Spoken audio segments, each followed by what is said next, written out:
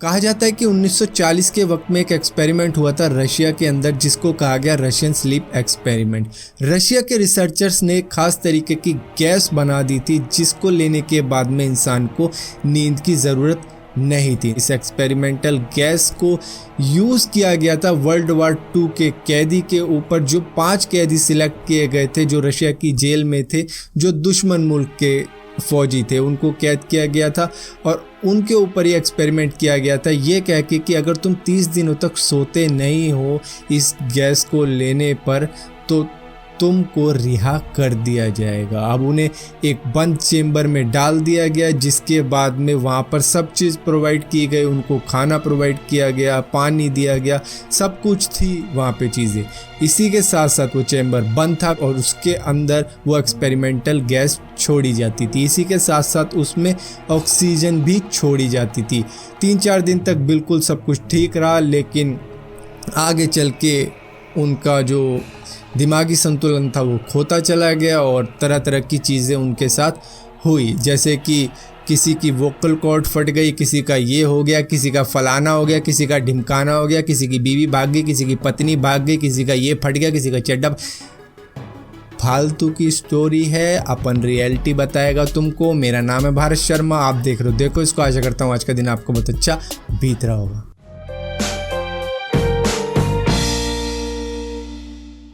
Actually में इस story को एक्सपोज करना सबसे आसान रहा मेरे लिए। मुझे ये यकीन नहीं हुआ कि लोग इतनी आसानी से इस स्टोरी पर यकीन कर कैसे गए, क्योंकि एक गूगल सर्च लगती है भाई, सिर्फ एक गूगल सर्च।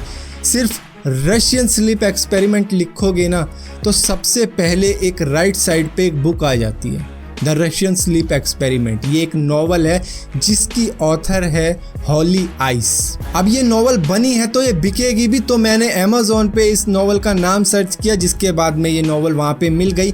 इसके बाद में इसको जब ओपन किया तो उसके बाद में सबसे पहले नज़र गई इसकी कैटेगरी पे, जहाँ पर आपको देखने को मिल जाता है कि ये बुक की कैटेगरी में तो है ही, लेकिन वहाँ पर इसकी जो एक और कैटेगरी है वो है fantasy, horror and science fiction.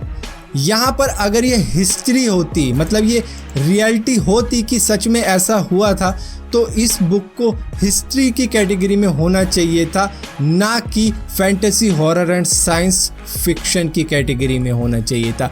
तो यहाँ से ये बात तो प्रूव हो जाती है कि ये एक फिक्शनल स्टोरी है। और एक बात मैं आपको बता देता हूँ कि ये स्टोरी सबसे पहले इंटरनेट पर नज़र आई थी द फैल्कन पंच नाम के यूज़र द्वारा, जो था bodybuilding.com फोरम का एक यूज़र। इसके बाद में इस स्टोरी को क्रीपीपास्ता ने अपनी वेबसाइट पे कॉपी पेस्ट करके डाल दिया था। इसके बाद में इससे इंस्पिरेशन लेके हॉली आइस ने बुक बना दी अलग चीज़ों पर, मतलब उसमें थोड़े बहुत कैरेक्टर बदली कर दिए गए और इसको कहा गया कि ये एक ओरिजिनल स्टोरी है, इसका कोई भी पार्ट क्रीपीपास्ता से नहीं लिया गया। और क्रीपीपास्ता इस बात में फेमस है कि वो इस तरीके की हॉरर स्टोरीज इंटरनेट से उठाकर कॉपी पेस्ट करके अपनी वेबसाइट पे डाल देता है और इसी वजह से उसका नाम पड़ा है क्रीपीपास्ता। इसे कॉपी पेस्ट का एक नया वर्जन कहा गया है। और टॉप 10 जितनी भी हॉरर स्टोरीज है उन्हीं में से द रशियन स्लीप एक्सपेरिमेंट एक स्टोरी है जो क्रीपीपास्ता ने अपनी वेबसाइट पे डाल रखी है। और टॉप 10 जितनी भी स्टोरी है वो मैं आपको कुछ आने वाली वीडियोस में ज़रूर बताऊंगा।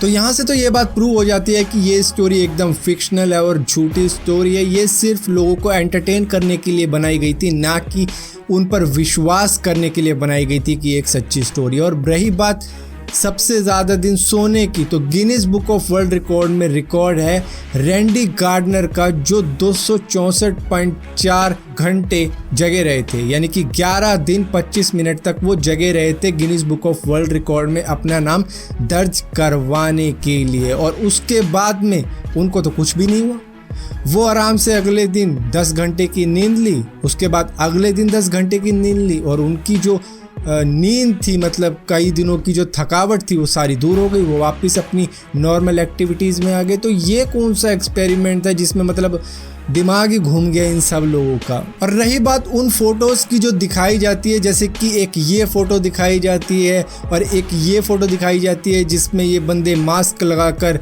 फ़ोटो खिंचवाई है जिन्होंने, इनको दिखाया जाता है कि ये देखो रशियन एक्सपेरिमेंट हुआ है यहाँ पे, रशियन स्लीप एक्सपेरिमेंट, ये अच्छा एक बेवकूफ़ तो ये नॉवल की फ़ोटो लगा के लोगों को एक्सप्लेन कर रहा है कि भैया ये हुआ है और ये अनएक्सप्लेनेबल स्टोरी है। मतलब लोगों का पागल बनाने के लिए पता नहीं क्या क्या करते हैं। कहने को टेक्निकल चैनल खोल रखा और सुना ये स्टोरी रहे हैं।